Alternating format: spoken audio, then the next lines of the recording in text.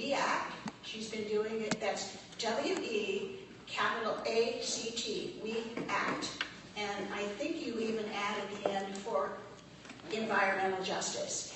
And Peggy's been doing this work for 28 years. She is steeped in environmental justice, and it's something that we all have been talking about for the last day and a half, and I think that you will find what she has to say very rewarding and also helpful in our work to be good stewards of creation, but stewards of each other as well, and sort of raising the profile of the EJ community. And Peggy got a Heinz Award not very long ago. I don't know, has it been 7 or 8 years? I just happened to read it. And she and I have both received the Rachel Carson Award for Women in Conservation. Peggy knows a great deal more than I do about this work, and I am so happy to have you here, be able to introduce you to my other family and colleagues. And I know they didn't come to hear me, so I'm going to bring you right up here to talk about environmental justice. Peggy Shepard.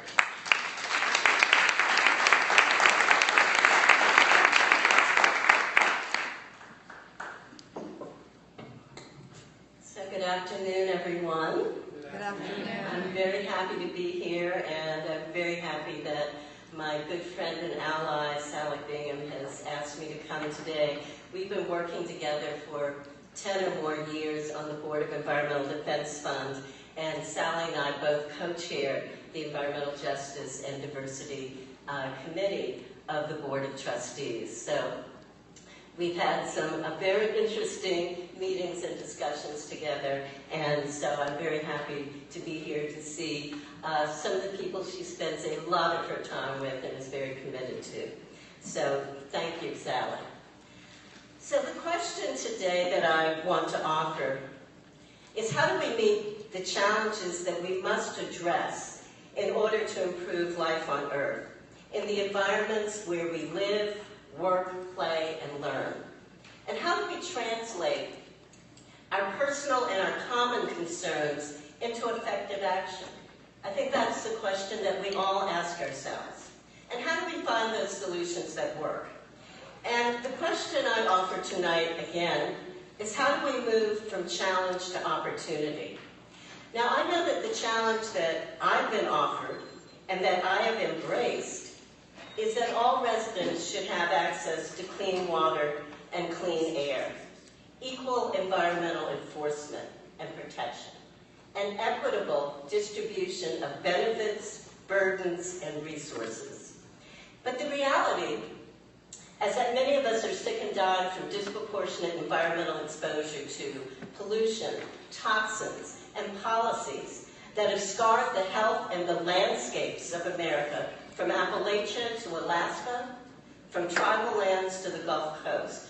And the environmental justice vision is to expand democratic space for all our voices and perspectives to be heard and to be incorporated into the solutions that will work for all communities. Now, we know that the history of this country is one of struggles to achieve equity, justice, and opportunity. And of course, there's so many roads to walk, and so many roads to walk to seek justice and equality. And I took the activist road.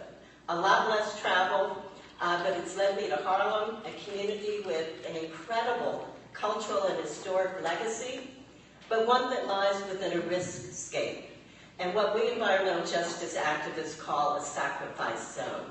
And there are hundreds of those across this country. It was interesting because when I traveled to South Africa for the World Summit on Sustainable Development some years ago, I had the opportunity to collaborate with the South Africa Environmental Justice Network, which arranged tours for our delegation to visit neighborhoods so that we could better understand the environmental conditions there. But those visits helped me understand the global nature of our challenge, because there in South Africa, on a concrete slab next to a housing development, were children playing on swings right at the fence line with an oil refinery.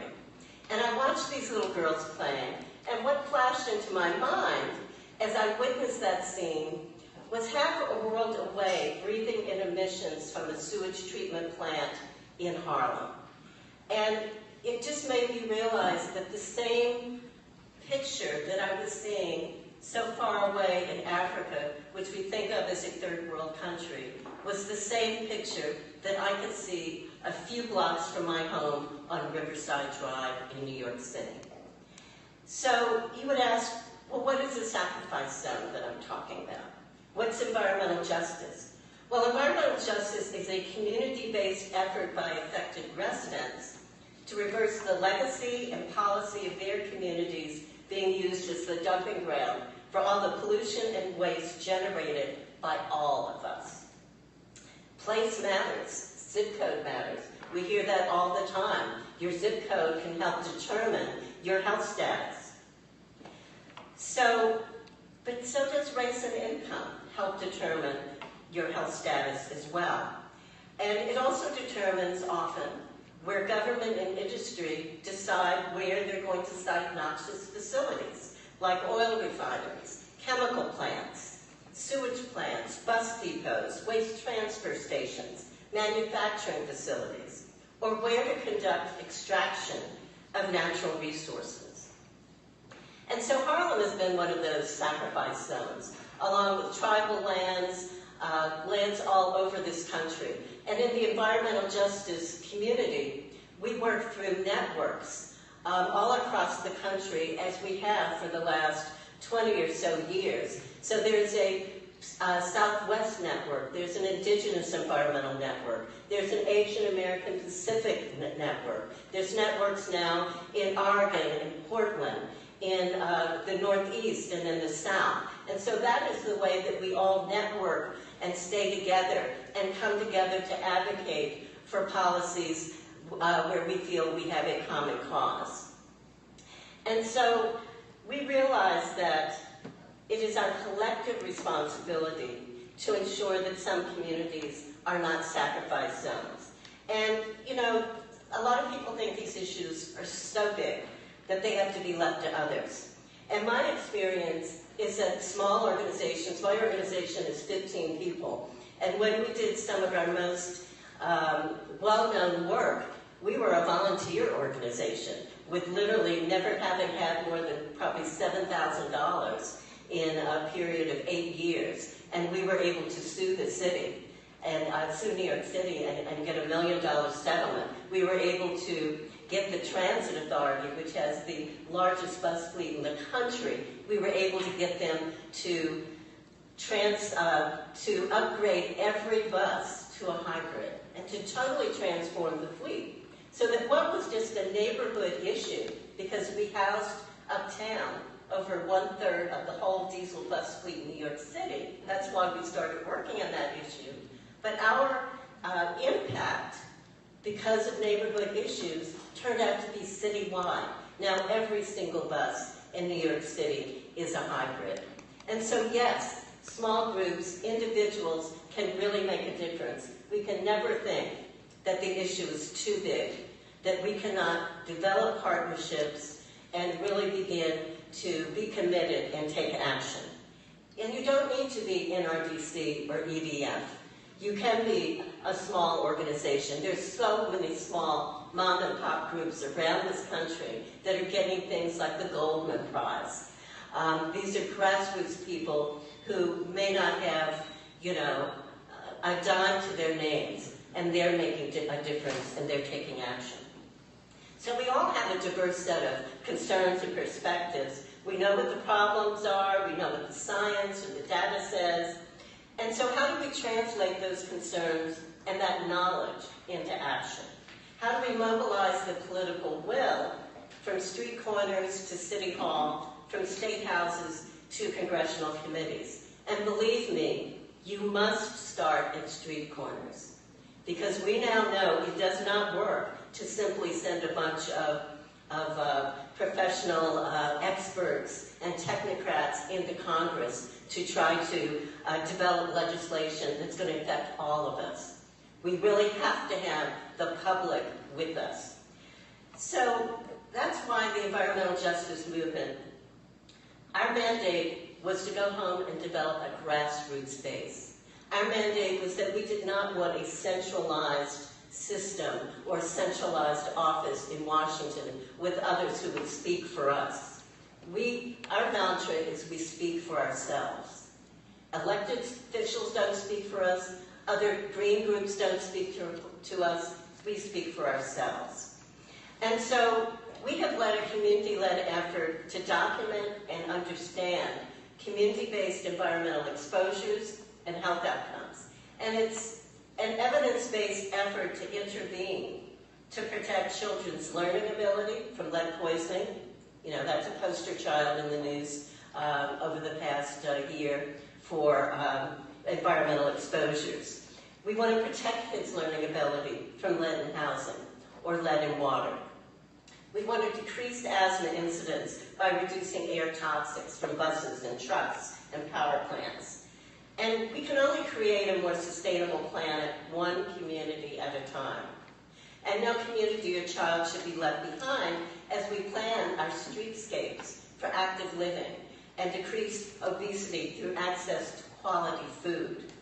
No community should be left behind as we plan beautiful waterfront parks and public spaces. No community should be left out of planning for its waste and for the green benefits that we all desire, but only some communities receive. So 24 years ago, about 1,000 grassroots activists came together in a summit here in Washington, D.C. to declare that as people of color and low income, we speak for ourselves, and we work together to develop 17 principles of environmental justice, which declared our values, our vision, and what we hold dear and essential. And you all can Google 17 principles of environmental justice, and they will come up, and you will be perhaps highly surprised at how comprehensive those principles are. We've also developed principles of climate justice about 10 years ago. And again, if you Google that, those principles will also come up.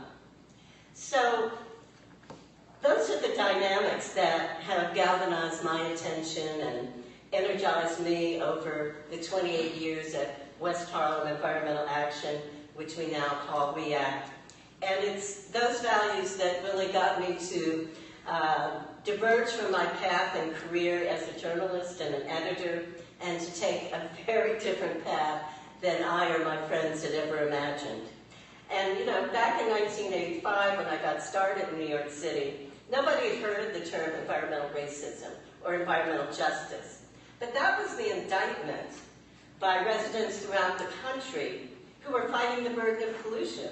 And the residents were really very clear about what environmental injustice, environmental racism looked like. Our air was polluted. Our kids spent too much time in the hospital, recovering from asthma attacks as they did in school. Our communities weren't safe, unhealthy, and unappealing to the world. And so our actionable moment came in 1988 on Martin Luther King Day, when we launched an 8-year organizing campaign to stop a new sewage treatment plant from spewing odors and emissions that were making the Harlem community sick. And we did it the old school way. We held up traffic on the West Side Highway during morning rush hour, and we got arrested. We were called the Sewage Seven.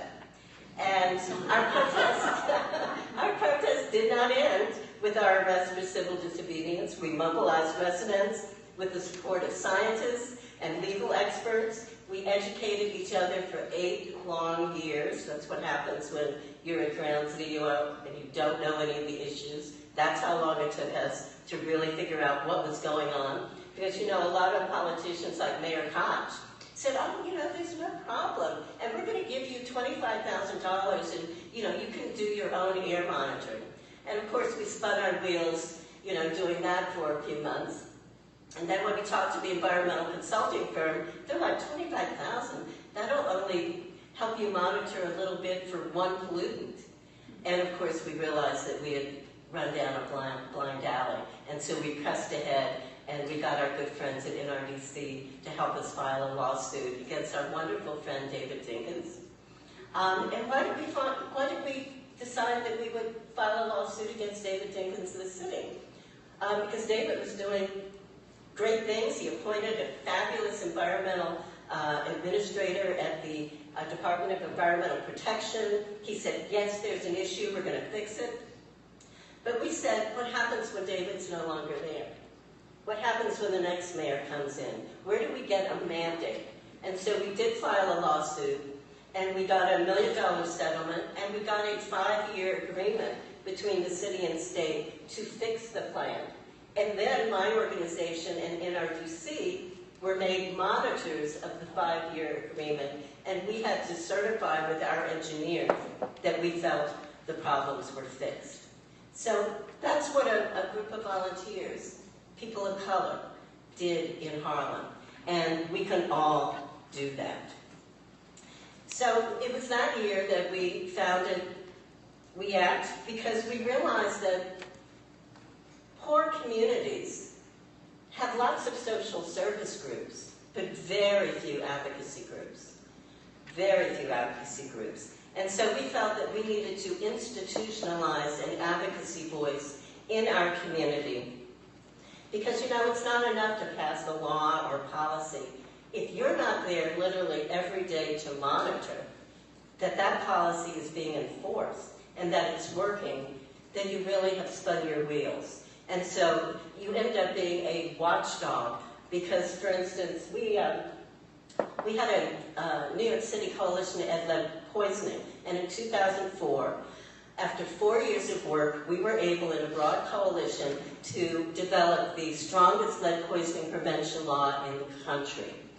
And it was just 2 months ago that our attorney, you know, talking to some agency people at the Department of Health, found out that the city was not enforcing it, that the city wasn't even clear what all of their responsibilities were. And so now, after all of these years, 12 years, we've had to come back and start again with meetings with the city. And of course, now the city wants to, well, why don't we change this regulation in the law? And we're like, no.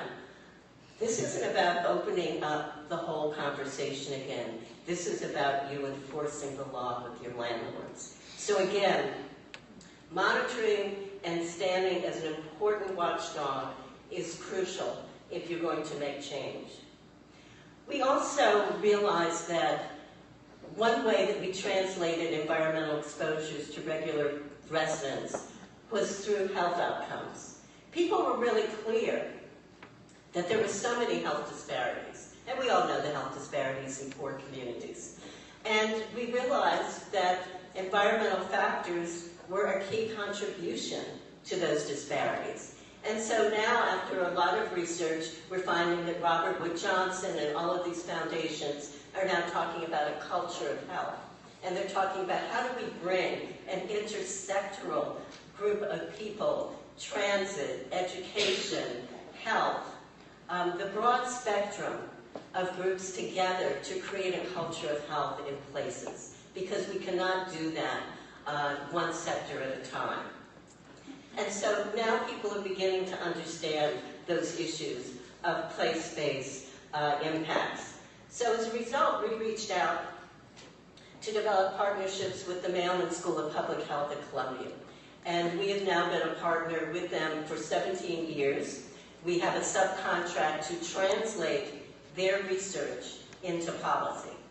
And so one of the research centers that we're working with is the Columbia Children's Environmental Health Center.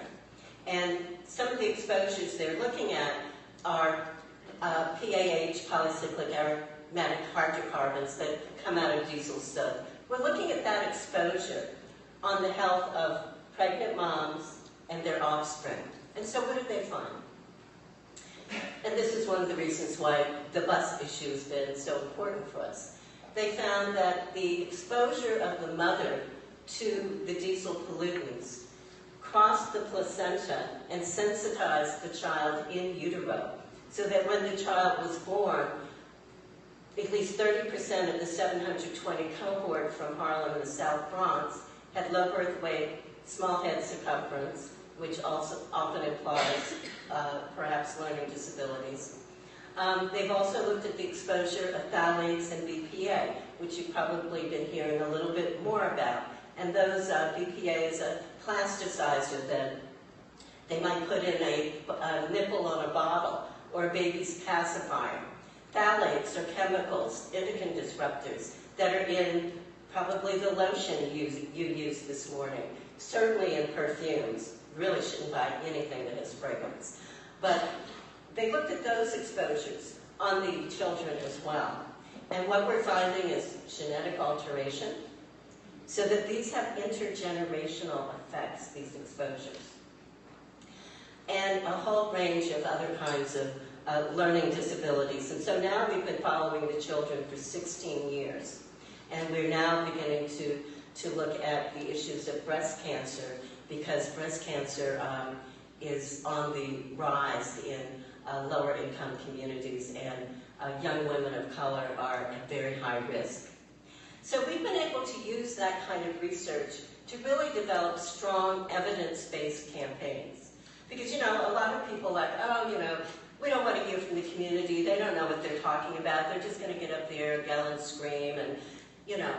So having the evidence, and having evidence that comes from data right from our own community, is particularly empowering. And so we have been able to have much more credibility with the media, with government agencies, and we have been able to have our science friends come and be advisors on many of our projects, testify at public hearings. And so that's been a very, very important process for us to really demonstrate how science and community advocacy can advance environmental health. And of course, nothing builds confidence more than having an impact on outcomes, an impact and victories that people can see. And we believe our outcome is a healthier community.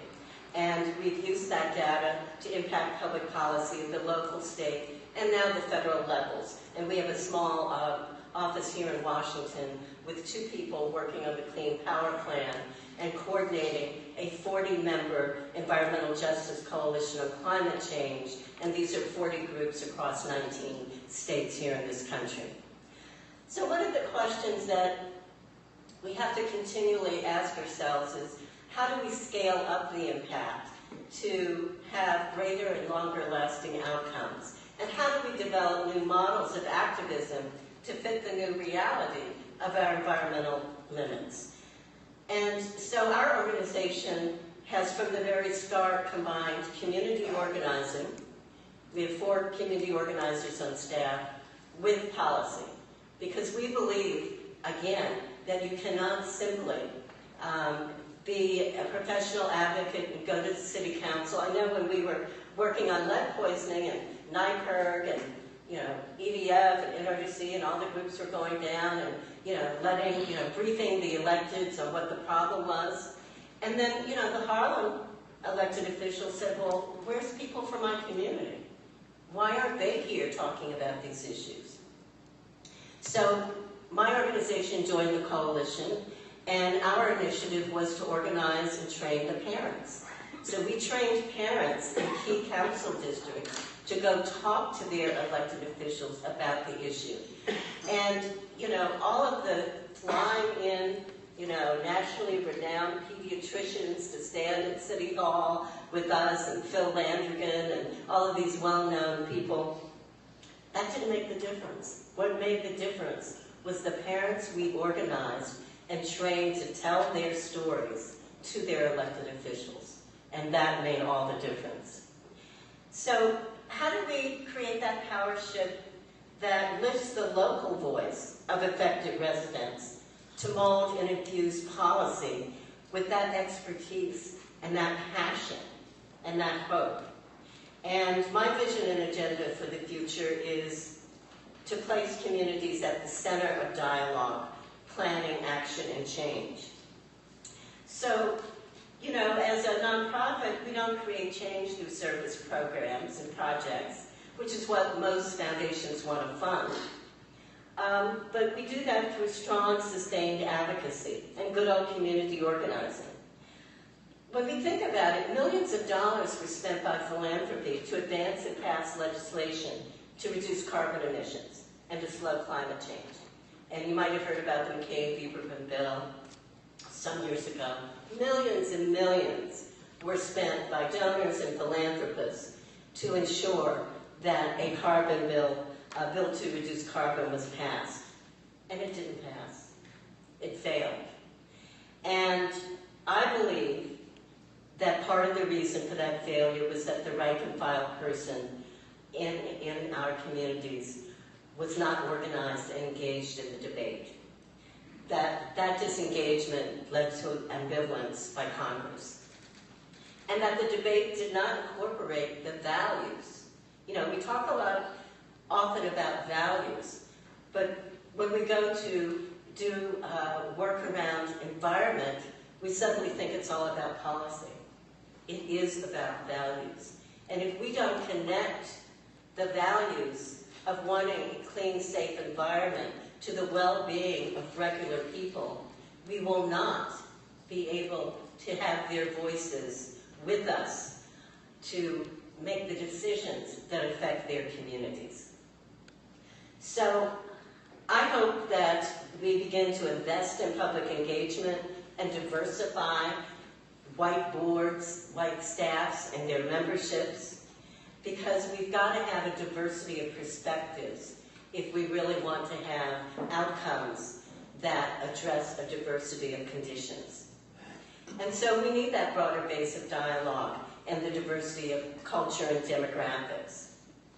And I would say that for a long time, where I live, Harlem was deprived of something that a lot of New York communities took for granted.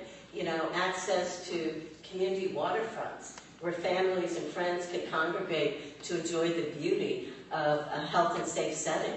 Now, a lot of people would say, well, why does a poor community need waterfront access in a park? I mean, shouldn't you just be concerned about money going to jobs and food and all of those things? Well, aesthetics and well-being is important to all of us, and especially important to those who have more anxiety and stress, which we know contributes to poor health outcomes. Those families also need to enjoy aesthetics and beauty in a tranquil setting. So I'm really proud that 12 years ago we organized 200 Harlem residents to envision a Harlem waterfront. And we got the city to drop plans to privatize our waterfront with a hotel. And so we organized 200 folks. We had community design charrettes. We got architects and urban planners to give us pro bono time to help us develop that plan. And we got the city to agree to do that. Because one thing that often happens in municipalities, there's big fights over how land is going to be used. But what we did was that we created consensus in the community so that all they had to do was to simply build the park that they were building all over New York City. And so, again, working in a community to build that consensus, because so many bad things happen because everybody's fighting each other, and you can't create consensus on how to move ahead.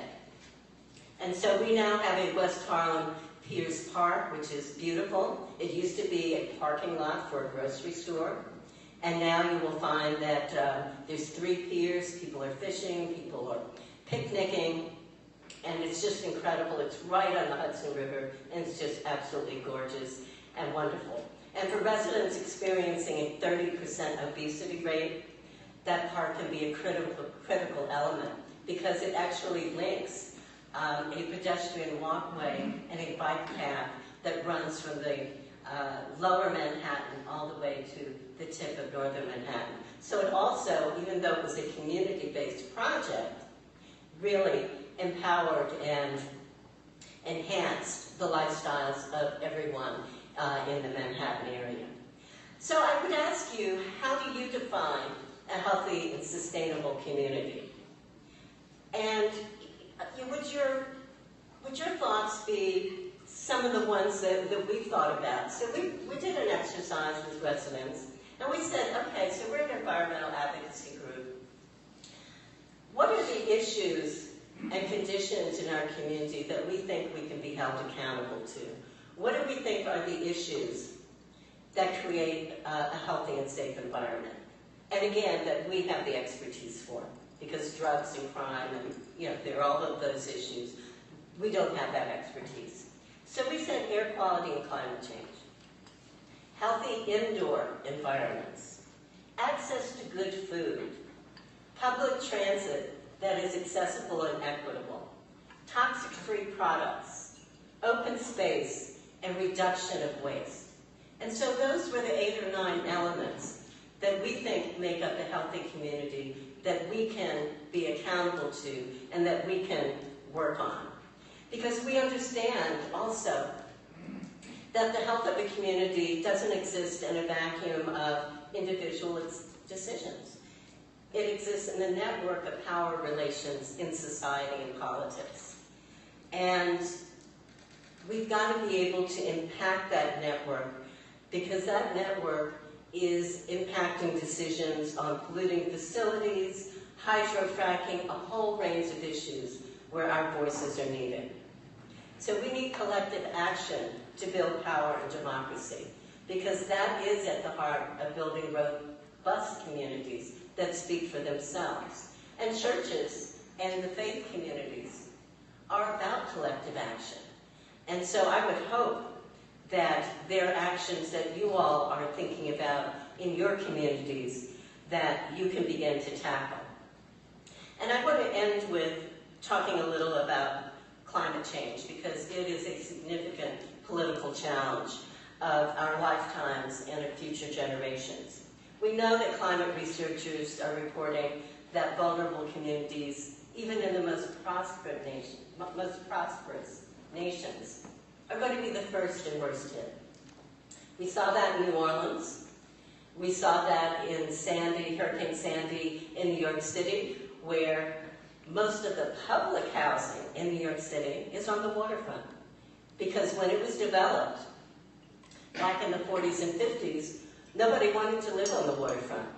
And so a lot of our public housing is right there in the waterfront.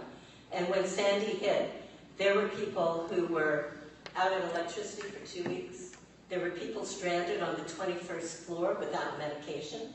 There were disabled people and elevators weren't working, couldn't get down the steps. Some of these locations at the waterfront are very,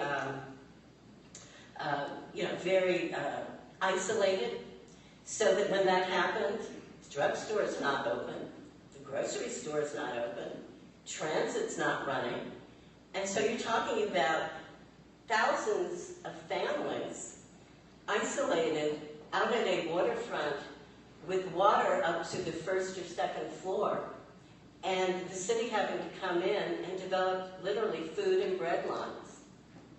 And that's what was happening in New York City. And what we saw in New Orleans, when we talk about the voices of affected people. So New Orleans thought they had a process, and their process was, if there's a problem, everybody's going to get in their car and evacuate. Well, guess what? There wasn't any low-income person in those meetings to tell them that, guess what, we don't all have cars. And we all don't have a credit card to go get a hotel room. Can't get a hotel room without a credit card. And so when you don't have those voices and those representatives at the table making decisions, you have what we saw, that disaster with thousands of people in a stadium and people stranded on rooftops. So again, dealing with affected people, incorporating their voices, organizing them to be the spokespersons is very, very important. So I would say that I'd like to talk a little about the Clean Power Plan. Are a lot of you all working on that? We're working on it tomorrow. Okay, you are going to talk about that. Have you talked about it yet? No? Yes. Yes. A little bit, okay. So you all know what the Power Plan is about. So let me just say that the environmental justice community has a number of equity concerns. We strived for a year to get strong environmental justice concerns written into the Clean Power Plan, and the EPA just resisted and insisted. So we got, we got a few sentences in, but But the EPA does not mandate that states have an assessment of environmental justice communities when they're developing their plans. They suggest that states do that. So what do you think about Mississippi and Louisiana and South Carolina? You really think that they're doing that kind of assessment? And I shouldn't pick on the South, excuse me, because it's all over the country. States do not want to do anything extra. And they certainly don't want to hear that now I've got to do an analysis and I've got to figure out what's going on in that community before I can develop air quality standards, or before I can determine how we're going to cut power plant emissions or mobile source emissions. I've really got to now think about all these other communities. No, they don't want to do that. And so the environmental justice communities are coming together, and we've gotten some funding from foundations so that we can develop, we can organize people, do the briefings and trainings for regular folks, and so that we can begin to convene with our state leaders and let them know the issues that we have. So WEACT has developed a state environmental justice guidance, and it is on the web, and it's a guidance that gives a number of recommendations for states to follow in thinking about environmental justice communities and those concerns. And why think about environmental justice communities? Because that's where all the air pollution already is. And I'm not saying that a place like Manhattan doesn't have poor air quality all over. It does. But you have hot spots in particular places because there's more pollution in those places. So if you've got more buses and more sewage plants, then you've got more air pollution as well. And so that's why we talk about an assessment of what's going on in those communities, because we don't want policies developed that are going to create more pollution. So you'll hear a lot about pricing carbon, and you'll hear about cap and trade, and lots of organizations that I know and belong to, big green groups, are very invested in cap and trade. And basically what they're saying is, well, a cleaner power plant can trade credits to the dirtier power plant, and they can then do offsets and buy some trees in Africa, and then we'll reduce CO2 all over the globe. Well, yes, you can reduce it all over the globe, but you will never then reduce it in that disproportionately impacted community, because the dirtiest power plant is buying credits so they can continue to pollute. So they are never totally reducing the pollution, and you never get to the legacy pollution that already exists. That never gets reduced. So one of the issues we've been talking about is co-pollutants. If you reduce carbon, or if you trade carbon, you're also trading mercury, nitrogen oxides, sulfur dioxides, and PM as well, particulate matter. So, air is a soup. If you trade carbon, you're trading mercury and all these other pollutants as well. So again, where do you ever reduce in the places that need it most? So that's a very big issue. So when you hear people talk about, let's put a tax on carbon, we believe we should put a tax on carbon because it's more equitable. And so that's going to be a big issue, because what a lot of the states are going to try to do is to develop trading programs to reduce carbon pollution. We want to demonstrate that those reductions will happen in and near environmental justice communities. We want to demonstrate and prioritize the use of energy efficiency and renewable energy in low-income communities as well. Because again, when we think about energy efficiencies, you might not think of that as a benefit. You might not think of solar and all of that as a benefit, but it is a benefit. And generally, where do you find it right now? Well, I saw a lot of solar panels in Aspen when I was in Colorado, and I saw a lot of hybrid cars there in those garages, but you don't see much of that in low-income communities. And why do you need it there? Well, think about energy security and energy democracy. You're going to be hearing those terms a lot more in the coming years. We know that so many low-income people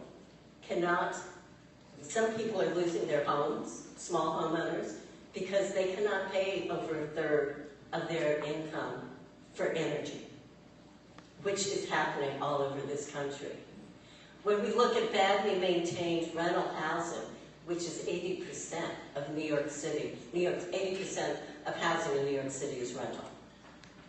So when you think of those communities where the housing is badly maintained, energy is a huge cost that goes into the loss of revenue for those landlords.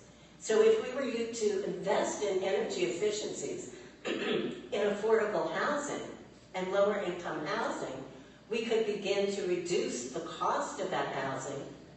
And so we could also reduce the cost to those tenants, because more and more in rental housing, tenants are going to be individually metered for their energy use. And that happens in some cities now. But mostly in New York City, tenants do not pay utility bills directly. The landlord pays it. But in many cities around this country, individual tenants must pay that utility bill. So again, when we bring energy efficiencies to lower income communities, we actually help them have more affordable housing and keep their housing as well. So I think I will end by simply saying that I want to give a quote that Dr. Wangari Maathai gave to the Nobel Committee when she received the Nobel Peace Prize. And she said, "I call on leaders, especially from Africa, to expand democratic space and build fair and just societies that allow the creativity and energy of their citizens to flourish. Those of us who have been privileged to receive education, skills, and experiences, and even power, must be role models for the next generation of leadership." And I believe that she was so right on. And she also talked about how climate change was also about keeping the peace, because we know that there will be conflicts over natural resources throughout this world. And as we see more droughts in California and the West, and we see the fights over the Colorado River and how water credits are divided up, we can now understand that even in this country, we may begin to see conflicts over natural resources. So we all have the collective accountability to ensure that we take action and make a commitment to our next generation around these issues. So thank you very much.